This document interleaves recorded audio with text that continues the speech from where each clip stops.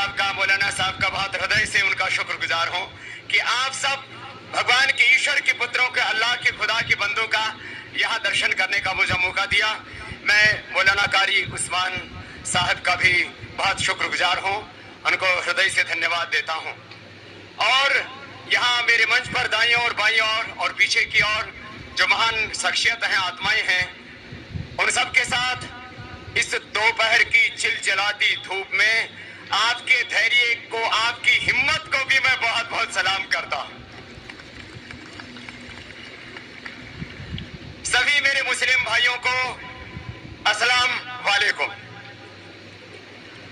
और मेरा प्रणाम है, आपको नमस्ते है। और इसलिए कि मैं आपको इस टोपी से ढका हुआ, दो वस्त्रों से ढका हुआ एक मुसलमान नहीं, मैं आपके भीतर उस खुदा के नूर को देखता हूं और इस भारत मां के तकदीर और इसके भविष्य को देखता हूं।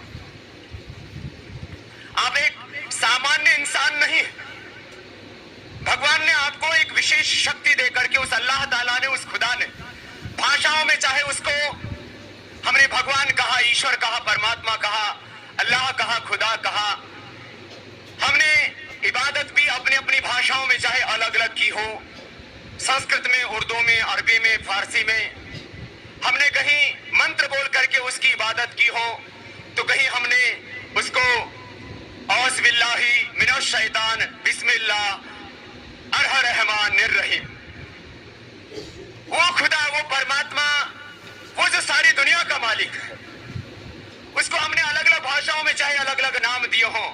खुदा के हिंदी में, संस्कृत में, अंग्रेजी में नाम अलग अलग हो सकते हैं, लेकिन वो परमात्मा अलग नहीं हो सकता। और उस खुदे के हम बंदे भी एक थे, एक हैं और एक रहेंगे। भारत के प्रथम स्वतंत्रता संग्राम से लेकर के बहादुर शाह जफर का वो सफर, बेगम हजरत महल, बख्त खां और अजीमुल्लाह से लेकर के राम प्रसाद बिस्मिल के हम सफर अशफाकुल्लाह खां तक, देश की आजादी से लेकर के और देश की हिफाजत तक के इस सफर में मैं एपीजे अब्दुल कलाम का भी नाम लूं तो वह हमारे सबके गौरव है। माने मुसलमानों ने इस देश की आजादी से लेकर के, इस देश की हिफाजत से लेकर के, इस देश की तरक्की में जो योगदान दिया है, उसको ये वतन कभी भुला नहीं सकता। और आज भी यदि मैं आपसे बात करता हूं, कोई मुझसे कहता है बाबा कहां जा रहे हो, मैं पहली बार इस देवबंद की धरती पर आपसे मिल रहा हूं, इस जलसे में, इस 23वें इजलास में, तो नहीं होगा। मैंने कहा वो मेरे भाई, उनसे मुझे खतरा इसलिए नहीं हो सकता कि उनका और मेरा खून एक है।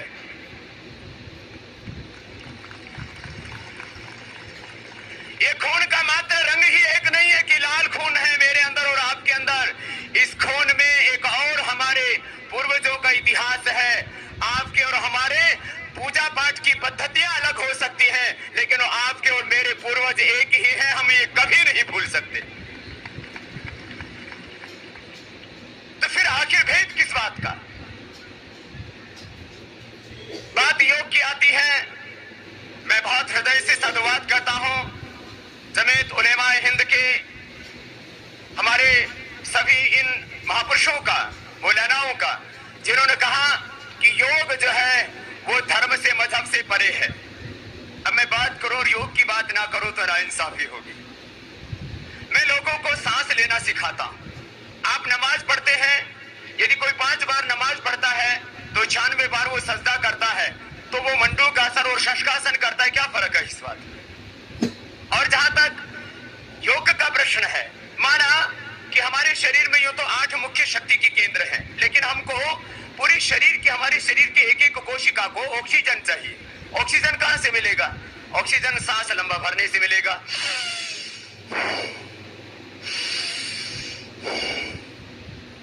अब हिंदू ले, मुसलमान ले, ईसाई ले, सांस तो सबको ऊपर से ही लेना पड़ेगा, नीचे से तो छूट सकता है, लिया नहीं जा सकता। अब किसी के पेट में गैस बन रही हो तो छोड़ सकता है नीचे से, लेना तो सबको ऊपर से पड़ेगा। अब सांस ऊपर से लिया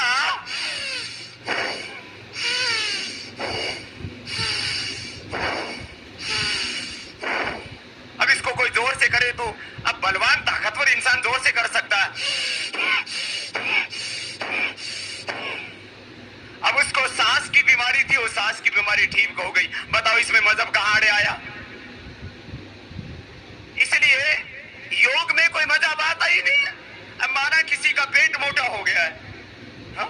अब पेट मोटा हो गया और उसने कपालभाति कर लिया। अब ये शरीर के अंदर की एक्सरसाइज है, लीवर की, इंटेस्टाइन की, पेनक्रियाज की। अब कपालभाति करने से आपके पेट तो मुझे कम मोटे दिख रहे हैं, मेरे साइड में काफी तगड़े तगड़े बैठे हैं,